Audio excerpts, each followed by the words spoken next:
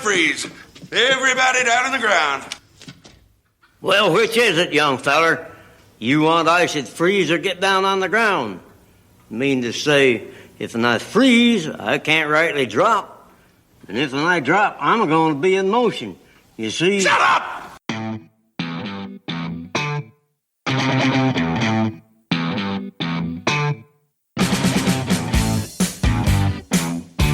Welcome to the Hollywood in Toto podcast, the right take on entertainment.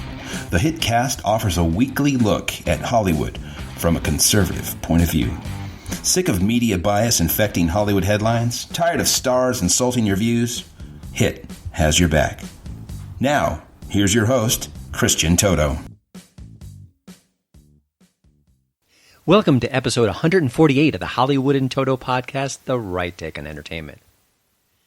This week we're speaking with Steve Mudflap McGrew.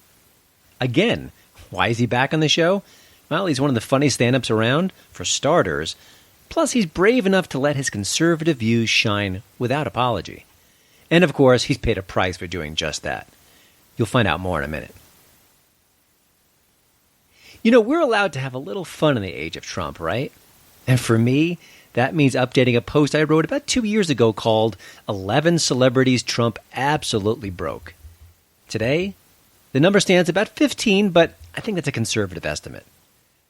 The latest broken star is Larry Charles. Now, you may not know Larry, he's not a household name, but you know his biggest show, Seinfeld. He was one of the writers in that sitcom.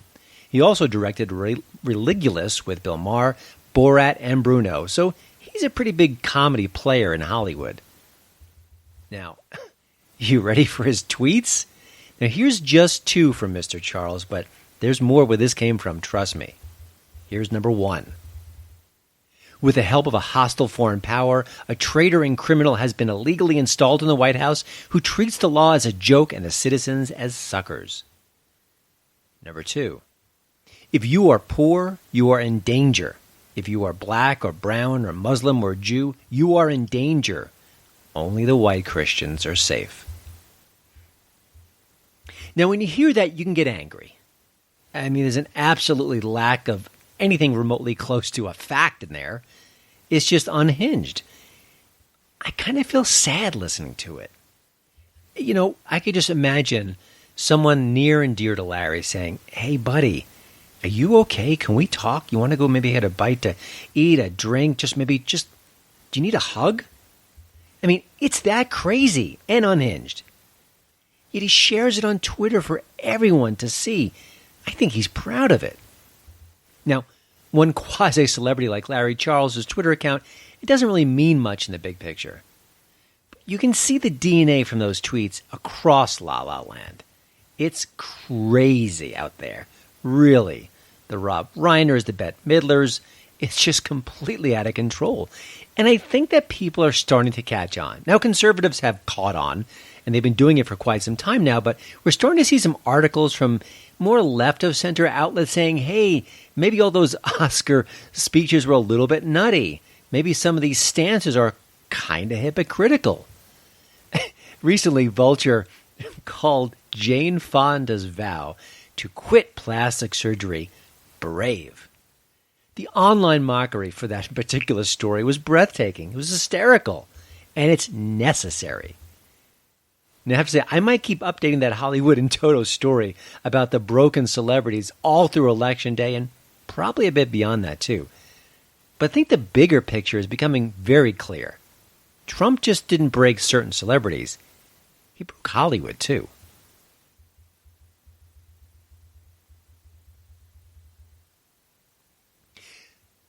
The HiT tweet of the week.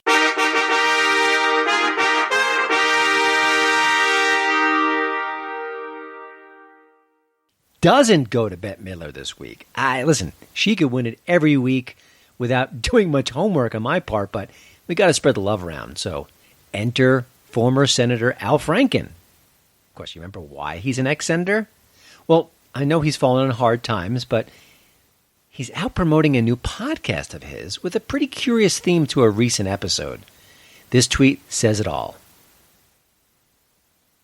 This week, career intel officer Malcolm Nance, who first disclosed that Russia hacked the 2016 election, makes the case that Donald Trump has been a Russian asset for decades.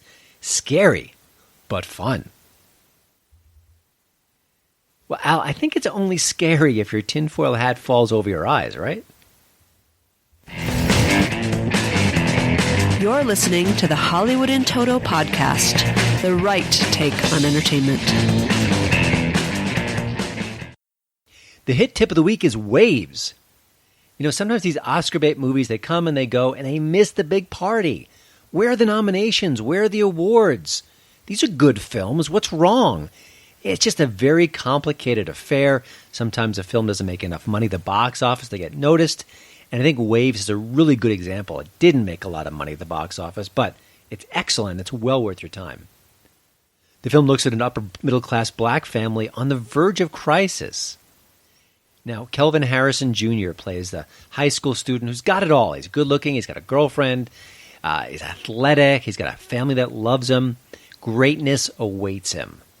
Now, sure, his parents push him a little bit too hard, but I think their efforts are paying off. But you know what happens in life?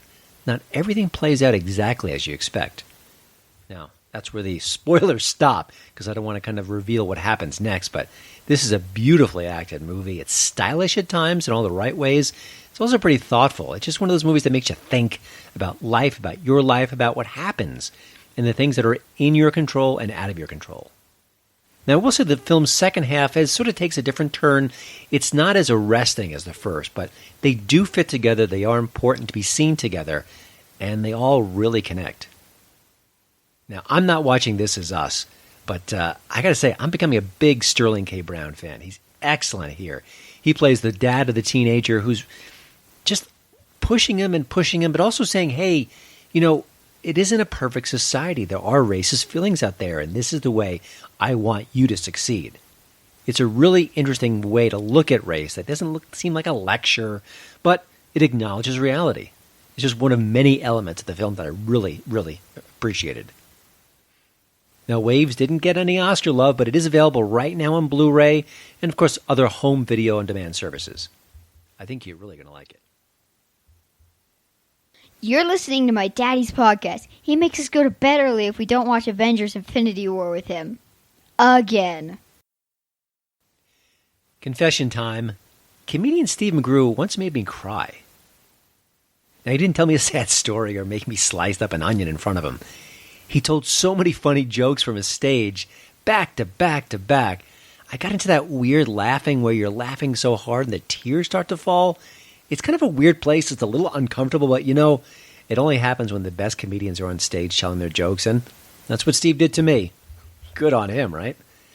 I was a fan after I saw him live on stage, but that's beyond the fact that actually we hang out together sometimes in movie review circles. Sometimes I'll pop into him at a movie screening. We're both based around the Colorado area. And also, Steve's a conservative, and he's been letting it be known for a while now.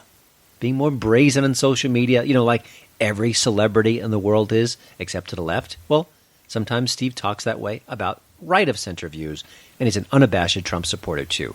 No crime, no foul, but of course, there are consequences when you tell jokes from that perspective. Now, in recent months, he teamed with the Deplorables comedy tour. He also sang a song called Friends in Safe Spaces. I think that was a year or so ago with Chad Prather, another HitCast guest. And he teamed with Terrence K. Williams for a comedy show with the Deplorables on Broadway a few months back. That's enemy territory 101, right? He survived. I'm sure he made plenty of people laugh. Steve's also a prolific podcaster. He's got 2 different shows, including Wrinkled Sheets and Remasculate. And he's putting the finishing touches on a new comedy album called Toxic Masculinity. And yes, thank goodness, that's going to be an ironic title. Can't wait for that one. Steve opens up about telling jokes in the age of Trump and so much more in our second chat for this show. Hope you enjoy my conversation with the very funny Steve Mudflap McGrew. Well, welcome back to the show, Steve. Now, I know you've been touring a lot, and also with conservative comedians like Terrence Williams. I was kind of curious, what is this teaching you? I know you're a veteran stand-up comedian, and maybe, you know, there's nothing left to learn in the world, but I would think going on these specific conservative comedy tours is kind of interesting, maybe illuminating. What's been the reaction so far? What's your takeaway from doing those specific tours? Well, what I have learned is there is still hope for America. There's a lot more of us out there than the media would like for anybody to see or know. Excellent. And as far as the reaction, are there specific types of jokes, maybe certain politicians that get the most reaction? What's been sort of the crowd's take on the material? Well, it's kind of a little bit of everything. It's almost like if you watch Fox News, you know what you're going to get for as far as topics. It's like, is it going to be about the president? Is it going to be about Nancy Pelosi? Are we going to make fun of Adam Schiff or Nadler's zipper? It's a little bit of that's all the topics. But then I find they also really like when you just do like conservative leaning stand up, just typical. Like I do a whole thing about why don't we give our sons BB guns anymore? Mm-hmm. So, they really get into that, so you see that there's more of a conservative, we miss the good old days kind of thing. Yeah. And a lot of material is that way and doesn't really have a hard political component, but it just is the kind of material you don't hear. If you go to a stand-up club, you're just not going to get that kind of information. So I imagine the reaction is rather interesting. You and I. Well, I was going to say that's what I do. Like the other guys, like Terrence that I've been working with, or Officer Brandon Tatum, and I just did a show with Tommy Lauren down in Mesa. She was on with us. They all sort of do. More of a political kind of, pep rally comedy. Yeah. And where I come out and just do straight conservative leaning stand up and people are always like, oh, I see what, you're kind of closing the show because it's like, it's been a nice Trump rally and now let's get to some big laughs. Gotcha. One of the things that I think you and I have talked about in recent months is how conservative comedians are either treated differently, maybe, club owners look at you guys askance. Do you get the sense that that's still going on? Is it getting better? Any sort of cultural barometer of what's happening from that perspective? I think it's probably about the same or worse because I you and I have talked before and I lost some work because of this. And some of the places that I have worked have not like fired me, but they haven't called and offered me work this year. Mm-hmm. So do you see what I'm saying? So I still think it's up in the air whether they appreciate you being a conservative or not. Gotcha. For people who are listening who maybe they think, oh, come on, I think you're overreacting, or it's not that bad, or maybe you're drawing sort of conclusions that don't exist. Is there one specific example you can mention to kind of quiet the naysayers about this? Because again, we've covered this, but I think for people who are new to this topic, it's important, and I think it's crazy that anyone would be discriminated against just for telling jokes that are the wrong kind of jokes. Yeah, well, as you know, and you reported on, and the Epic Times did a thing on, was me getting fired from Brad Garrett's comedy club in Vegas for being a Trump supporter. Yeah. And then there was a whole thing about the local Denver comics trying to get me fired from the Comedy Works because I was a conservative comedy. It's amazing. And again, you're not going on stage and stomping around in Hitler gear. You're telling slightly right-of-center jokes. I mean, it's rather ridiculous. And, and I know that you're sort of more, I guess, overtly political on social media, but Patton Oswalt is and Sarah Silverman is. And so, why can't you be that way if they're that way in the other direction? It's very frustrating to me. It must drive you nuts. It drives me crazy. And it is part of what's going on with this whole new, the cancel culture that they want to get you just quieted and fired and shut up and done away with. But I think it's funny, and you're probably seeing it too, is they're coming back on themselves now. Yeah, that's sort of the cultural lesson that they don't learn, is that when you try to silence A and B, sometimes they go back for C. And yes, we've seen that with Sarah Silverman and Jim Gaffigan, who have really complained about, hey, now they're trying to get me canceled. What happened? I was all on board, but if it strikes me, I think that's what needs to happen, sadly, is that the people on the left get bitten just like the people on the right are. What's sort of your maybe best case scenario for where the culture goes in a positive way? Well, I think it is definitely going to swing back with another 4 years of Trump. I think, because I said it on stage one time with made a joke about, trying to raise sons again. It was so weird. I made the comment about, I was talking to this couple. I go, do you have a boy or girl? And somebody was like, you shouldn't care. And I was like, well, we care. I mean, some of us still care. Some of us, I think that's part of the problem is we've just stopped trying to raise sons. That we think they can just be whatever they want to be. And that's sort of a whole Lord of the Flies thing, So, and I kind of got into, it's odd that I'm trying to protect saying, are you raising a son? Because that should just be so obvious. So I think with the next 4 years, we've sort of got the courts and the government on our side if we get fired for saying something like that. Mm-hmm. Do you get the sense, I mean, I'm sure you rub elbows with people who are left of center in the comedy world, and maybe they're far left or just kind of center left.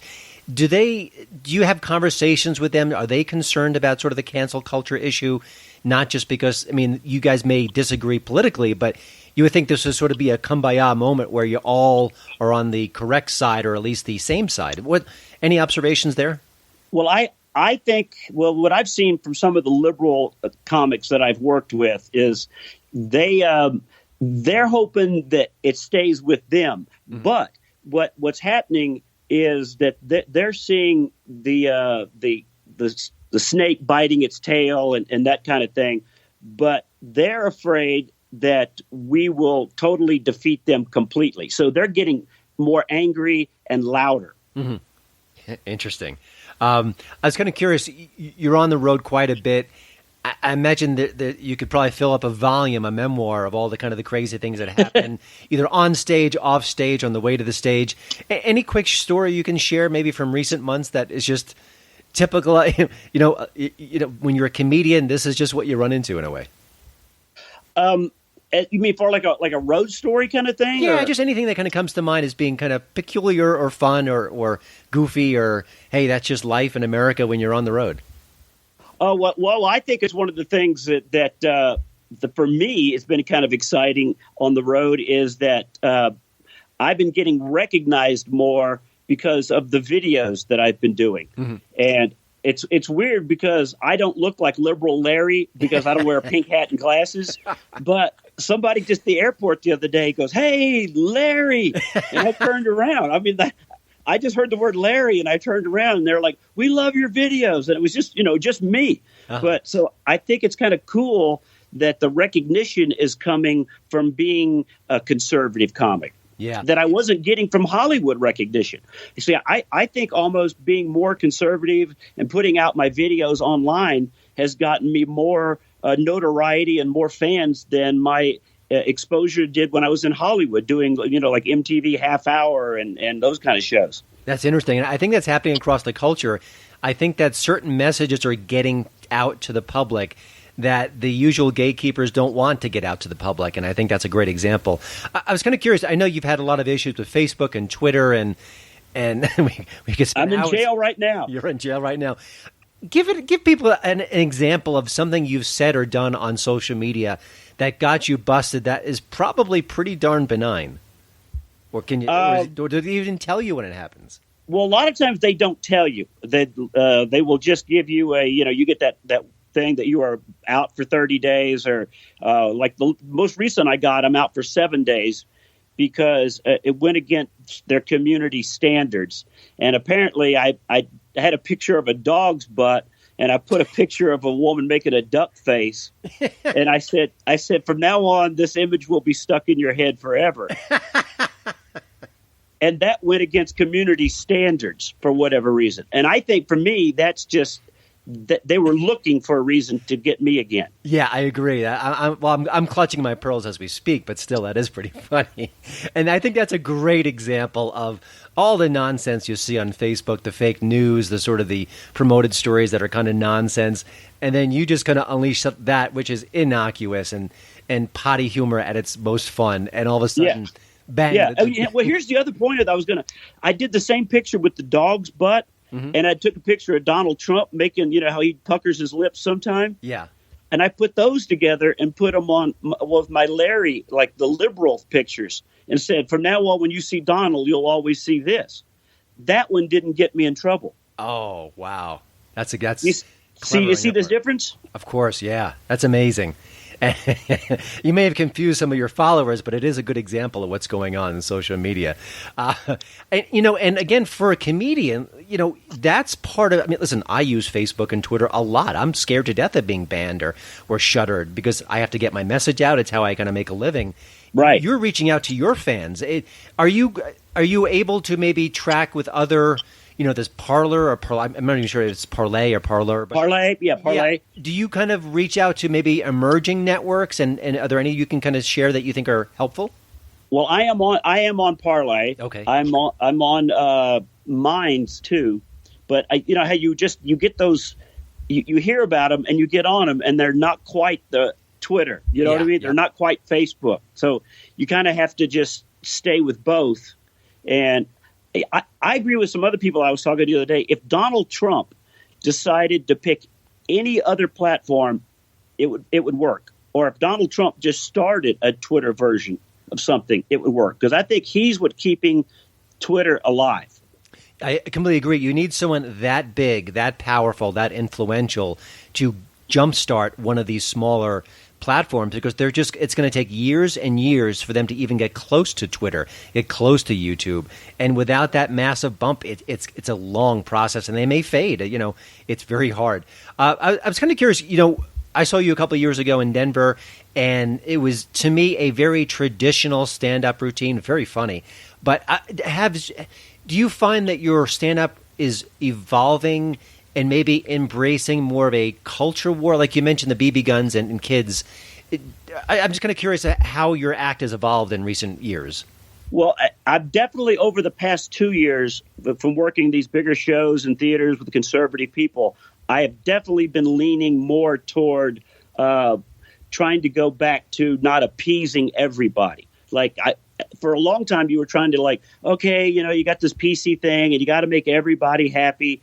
Well, that's one of the reasons I kind of did this new album that I have, Toxic Masculinity, is I've been leaning toward, this is a man's point of view. This is the way I see my wife buying candles, or she makes me watch Hallmark Christmas movies, and this is my joke about that. Right. And instead of just trying to be doesn't everybody love this? It's amazing. We are different. Men and women are different, and actually is wonderful. It's a great thing. And I think we could poke fun at it. And I think, there may be women out there who aren't into candles, and that's okay. But generally speaking, the dude's going to watch Fast and Furious 12, and the lady's going to watch the Hallmark Channel. So, right. Christmas in Connecticut. Oh. Hey, you've got my thoughts and prayers. My wife hasn't gone in that direction yet. But yeah, it is amazing. And, it's funny, I was watching some old Simpsons episodes with my kids, and there was one where Homer gained an excessive amount of weight, and it's a long, complicated story, but I'm thinking maybe they don't even write that story because they fear fat-shaming jokes might be, too crass. It's amazing how many comedic through lines are basically shuttled because you can't do this, you can't do that, and it's very frustrating, and I can't even imagine what someone who works in this full time like you do. What you're watch an episode of Friends now, and you're almost like, oh, they would have never gotten away with Ross and Joey cuddling on the couch and making a gay joke, right? But sometimes that's the way people speak, and sometimes they don't have any malice in their heart. They can just be goofy, and sometimes guys are just guys, and we kind of rag on each other, and we do it in a very severe way if we're with buddies. So. I'm that's that locker room talk, huh? That's right. Yeah, I should cancel myself. I'm actually waiting for a big screen comedy, and I guess it might have to be an indie film that just goes there, that just does the whole Animal House, is unabashedly outrageous, and just dares the culture to cancel it. I think that could be a sensation, but I don't know if it's coming anytime soon. I would love to do something like that. I was talking to a writer friend of mine, and we were talking about trying to remake one of the CB movies. Remember the old, back in the 70s, they did all the CB movies like C.W. McCall, Convoy, and all those kind of movies. We're saying that we should take one of those and just turn it into a full-blown R-rated comedy. Mm-hmm. And, with the truck stop bunnies and all that kind of stuff. And we just got to talking about things like that. Like, what if about a surf movie, like those old Annette Funicello surf movies? You did one of those, but made it in today's just R-rated Animal House kind of thing. Yeah, it's waiting. It's waiting. I think the audience is there for it too. I want to circle back real quickly on Toxic Masculinity, your upcoming album. When you're making an album, it's not just a tour. It's a very specific task.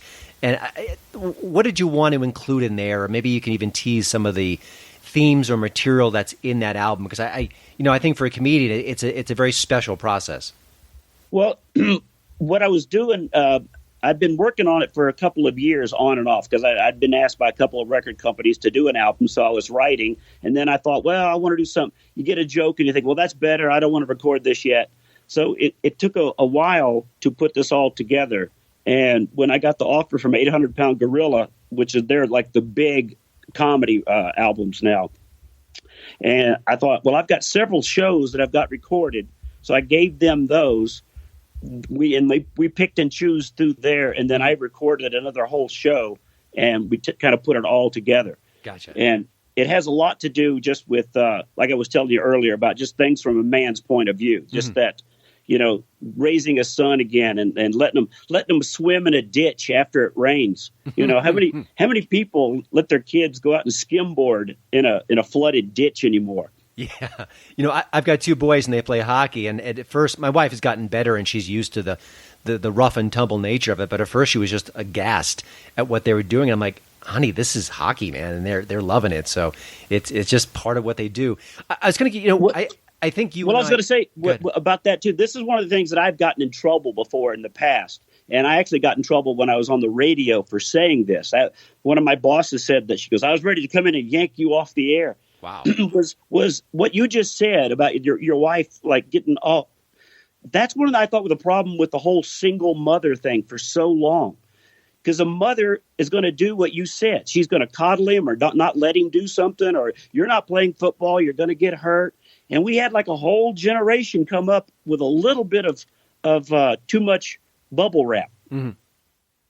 And that was across a bridge too far for your boss, apparently, right? Yeah, because she was a single mom and thought, the single moms that were listening would be offended. I'm like, well, so we're not allowed to say the truth, Yeah. Because if a dad isn't there to go, nah, let him get hurt, or like, stop crying. It's part of the process, and I would flip it. If you're a single dad, there may be a maternal instinct that you don't have at the ready that could, influence a child that may be needed in a child's life. And listen, single parents, I give them all the credit in the world. It's brutal to be a parent, and it's really hard, and they're doing it solo. It's amazing. But, those observations are valid. That's the perfect way to say it, too, is to give them the props, because I agree. It's hard. One way or the other is going to be hard. And it kind of goes, but that's why the two-parent thing is so good. It's the Oriental, yin and yang. Mm-hmm. You need both for the complete circle. Yeah, it's almost like good cop, bad cop at times. Yeah. You and I talk a lot about the negativity in Hollywood as far as discrimination and not having your voices be heard. Is there anything maybe you can share, just kind of a positive story, an incident that gave you more hope? I mean, you talk about how the crowds are lining up for your tours, and that I get it from a professional level, and I'm happy to hear that. But I'm just kind of curious if you have maybe an anecdote that is more positive about maybe people from the other side of the aisle who aren't trying to do that to you, or maybe saying, "Hey, I don't agree with your views, but you're a funny guy." Anything like that you can share? Because I don't want to always be negative. But it's sometimes. Well, I think that there is the comedy clubs that are doing that. I know some comedy club owners that are definitely not Trump fans, mm-hmm. but they have still like given me work. Great, so that gives me hope. Gotcha. And the other thing as far as the industry that really gives you hope is the whole Tim Allen thing. For them to bring back Last Man Standing, mm-hmm. and it do as well as it's doing, that sort of says to me, Hollywood sort of knows they got to go with us. Yeah. That's a good point, and thank goodness the show kind of rebounded as much as it did. If they brought it back and it flopped, that would have sent a real significant message that I think we wouldn't have liked. But that is so true. Yeah. That is so true. You were talking about messages in Hollywood. I saw Birds of Prey last night. I'm sorry. Me too. I hated it. I almost walked out, and I don't normally do that, but I was shocked to see the scene where Ian, what's his name? Ewan McGregor? Yeah. rips off that girl's dress in the bar. Uh-huh. Now, for a typical, isn't that one of those like that's toxic masculinity? I thought that'd be one of those scenes that would be like, oh, we can't do that in this kind of empowerment movie. Yeah, I guess they wanted to make him as not just evil, but uber evil. But it was an odd scene. I don't even think it fit with the rest of the movie. I think you already knew he was the bad guy. So I suspect maybe when you think about that movie, when you watch the Blu-ray down the road, if you want to, there may be more scenes that were kind of put in there, or maybe others that kind of give it some context. But yeah. Well, one scene, this is sort of out of our, but one scene that made me laugh that I thought they just went back and reshot this was the scene where she's in roller skates, and two of the actors go, "When did she have time to change shoes?" That seemed like an obvious cut to just explain why she's in rollerblades now. That's funny. Yeah. Well, for those listening, Steve is also a pretty big movie fan and a critic, so he picks up at these things that I missed that too. That was a kind of fun continuity little moment. Before we let you go, Steve, I had a quick question. Sure.